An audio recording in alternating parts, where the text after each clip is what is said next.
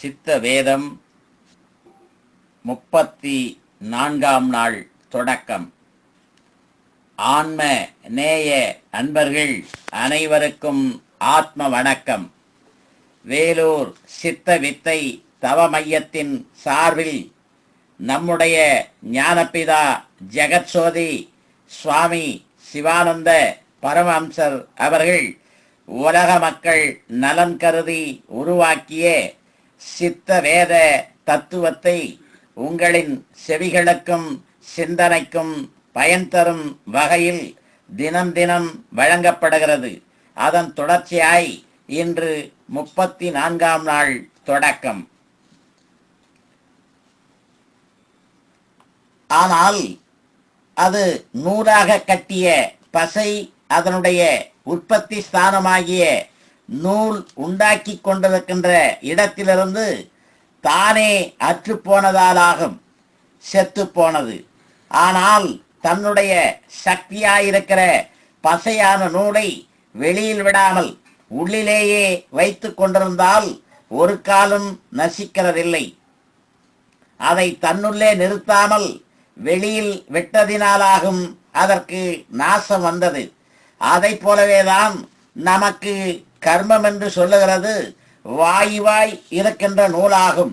அது எவ்விதமென்றால் நம்முடைய ஜீவசக்தியான வாயுவாய் இருக்கின்ற நூலை நாம் வெளியில் விட்டு உலகத்தை கட்டி அந்த உலகத்தில் மோகாந்தக்காரர்கள் ஆகி தன்னை தான் அறியாமல் நான் மிகவும் சமர்த்தன், நான் நிலைமையுடையவனாகும், நான் மானியாகும், செல்வனாகும், உயர்ந்தவனாகும், பண்டிதனாகும் என்றும் மற்றுமுள்ள அனைவரும் தாழ்ந்தவர்கள் என்றும் தீர்மானித்து ராக துவேஷாதிகளாகிய துரபிமானத்துடன் கூடியிருக்கிறோம்.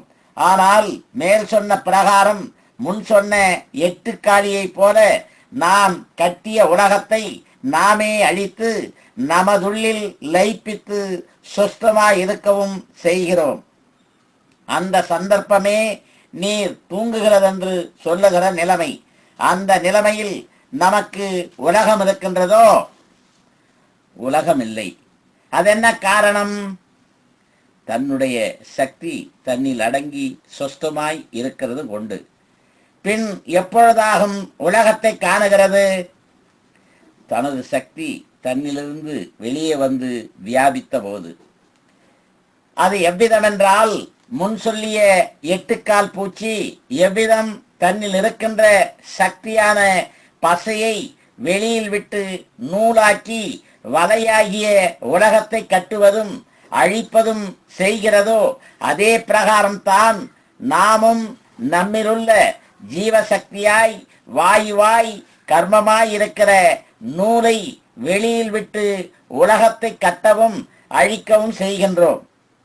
கடைசியில் எப்படி அந்த 8 கால் பூச்சியினுடைய சக்தியாயிருக்கின்ற நூலினுடைய உற்பத்தி ஸ்தானமாகிய இடத்திலிருந்து அந்த நூல் அருந்து அது செத்து போகிறதோ அதை போலவேதான் நம்முடைய ஜீவ சக்தியாய் கர்மமாய் வாயுவாய் இருக்கிற நூல் அவனுடைய உற்பத்தி ஸ்தானமாகிய புருவ மத்தியத்திற்கு கீழே மூக்கிற்கு மேலாக உள்ள இடத்திலிருந்து அற்று நாம் செத்து போகின்றோம். இதனால் தான் ஒருவன் செத்த பொழுது அவனுடைய கர்மம் அற்று போயிற்றென்று சொல்ல காரணம். அந்த கர்மமாய் வாயுவாய் இருக்கிற நூலை கொண்டாகும் உலகத்தை கட்டி இருப்பது. அதனால்தான் கர்ம பந்தம் என்றும் சொல்ல காரணம். தவிர ஒருவன் செத்து போனால் அவனுடைய கர்மம் என்னவாய் போயிற்றென்று சொல்லுகிறது.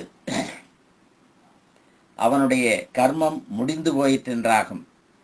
ஒருவன் படுத்து தூங்குகிறான் என்று சொல்லும் சமயத்தில் அவனுடைய கர்மம் முடிந்து போயிற்றென்று சொல்லுகிறதுண்டா? இல்லை. செத்த பொழுது கர்மம் முடிந்து போயிற்றென்று சொல்வதற்கும் தூங்குகிறதென்று சொல்லும் சமயத்தில் கர்மம் முடியவில்லை என்று சொல்வதற்கும் காரணம் என்ன?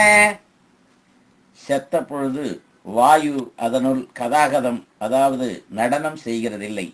படுத்து தூங்குகிறான் என்று சொல்லும் சமயத்தில் அவனுடைய உள்ளில் கூடி வாயு கதாகதம் செய்கிறது. அதனால்தான் அவ்விதம் சொல்ல காரணம். அது மாத்திரமல்லாமல் ஒரு நிமிஷ நேரமாவது கர்மம் இல்லாமல் யாதொன்றுக்கும் ஜீவித்திருக்க முடியாது என்று சொல்லுகிறார்கள். ஆனால் கர்மம் என்கிறது தொழில் என்று உலகத்தில் சொல்லுகின்றது. கர்மம் என்பது தொழில் என்றால் தூக்கம் என்று சொல்லுகிற சமயத்தில் யாதேனும் தொழில் உண்டோ? உண்டு. என்னவாகும்? தூங்குவது. அது எப்படி தூக்கம் என்று சொல்லும் சமயத்தில் நான் இப்பொழுது தூங்குகிறேன் என்றுள்ள நினைவு உமக்கு உண்டோ? இல்லை. என்ன காரணம்? மனதாகிய சக்தி ஜீவனில் சேர்ந்தடங்கியதால். எப்பொழுது நினைவும் தொழிலும் உண்டாகின்றது? தூக்கம் விழித்த பொழுது. எங்கிருந்து? மனத்திலிருந்து. மனதில்லை என்றால் யாதொன்றும் கேட்பதற்கோ செய்வதற்கோ அறிவதற்கோ முடியுமா? முடியாது. ஆனால் நீ தூங்குகிறேன் என்று சொல்லும் சமயம் தொழில் உண்டோ? இல்லை. அப்பொழுது கர்மம் இல்லையா? தொழில் என்பது கர்மம் என்றால் அறிய வேண்டியதல்லவா? கர்மம் உண்டு. கர்மம் என்பது தொழில் அல்ல. அதனால் தெரியவில்லை. கர்மம் இல்லையானால் ஒரு நிமிஷ நேரம் கூட இருக்க முடியாது என்று சொல்லுகிறது. தூக்கம் என்று சொல்லுகிற சமயத்திலும் கர்மம் இருக்கிறது என்று வருகிறது. ஆதலினாலும் கர்மம் தொழில் அல்லவென்றும் வாயுவாகும் என்றும் வந்தது. அந்த கர்மமானது ஜீவசக்தியாயிருக்கின்ற வாயுவாகும். அந்த வாயு வெளியில் வியாபித்து உலகத்தை சிருஷ்டித்து உலகமாய் பந்தித்துக் கொண்டிருக்கிறது. அப்பொழுது உலகம் கர்ம பந்தமாகின்றது.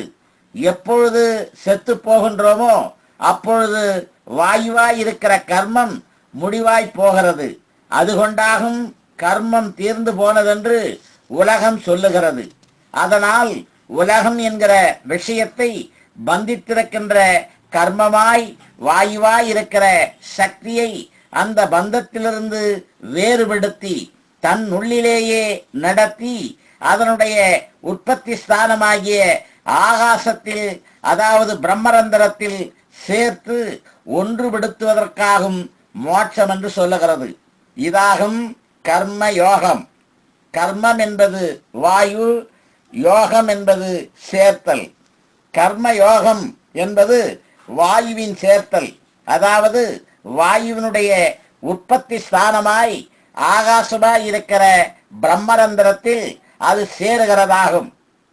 அவ்விதம் செய்யாமல் நானாவிதமாக ஈஸ்வரன் என்று சங்கற்பித்து பூஜிப்பதும் பஜிப்பதும் தொழுவதும் மந்திரங்கள் என்று கருதி பெயர்களை ஜெபிப்பதும் தானம் கொடுப்பதும் விரதம் அனுஷ்டிப்பதும் முதலானவைகள் செய்து ஜனங்கள் பட்டினி கிடந்து கஷ்டப்பட்டு யாதொரு ஓரமல்லாமல் அதோகதியாகி நசித்து போகின்றதல்லாமல் யாதொரு ஞானமும் உண்டாவதில்லை.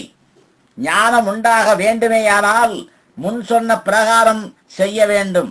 அப்பொழுது ஞானம் உண்டாகும். அதுவே கர்ம யோகம்.